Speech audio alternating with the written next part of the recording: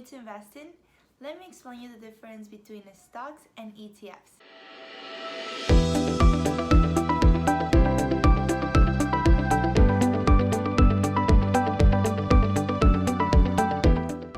Welcome to the Financial Talk, your safe place to talk money. My name is Natalie, and today I'm going to explain the difference between stocks and ETFs.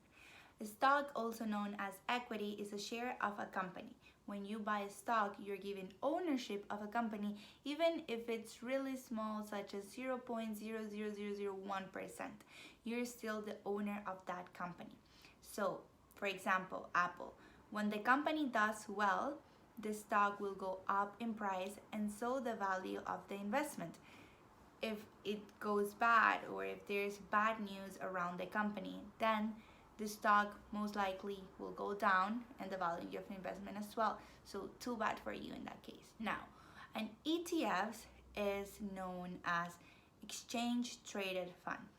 This is a basket of securities such as stocks, bonds, commodities, currencies, or indexes within the exchange. The difference between stocks and ETFs can be compared to the scenario of you going to a restaurant and asking for a dish or ordering all you can eat.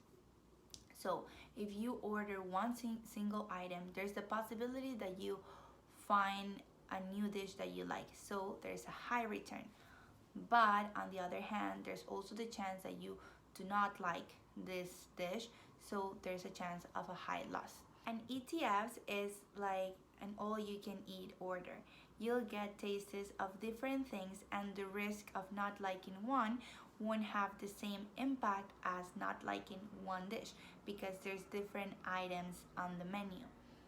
So I'll show you a chart that compares stocks and ETFs as investments. This chart shows some features of stocks and ETFs. First, both can be found on exchanges. Trading ETFs versus stocks is similar, as both can typically be sold short, bottom margin, and offer options. Second, diversification. Stocks are not diversified unless you build a portfolio of stocks from different companies from different sectors. However, as ETFs are baskets that contain a combination of securities, they are diversified. Third is risk. Stocks have higher risk because they are not diversified. However, ETFs are diversified, therefore they have lower risk. Fourth is management fees. For stocks, there are no management fees as you are in charge of picking your own stocks. However, as ETFs are a passive investment designed and managed by experts, you must pay a fee known as management expense ratio. Fifth is the control over investments. With the stocks, you have more control as you do your own research to pick good quality stocks. However, ETFs are designed by experts. There's no need to pick your own securities.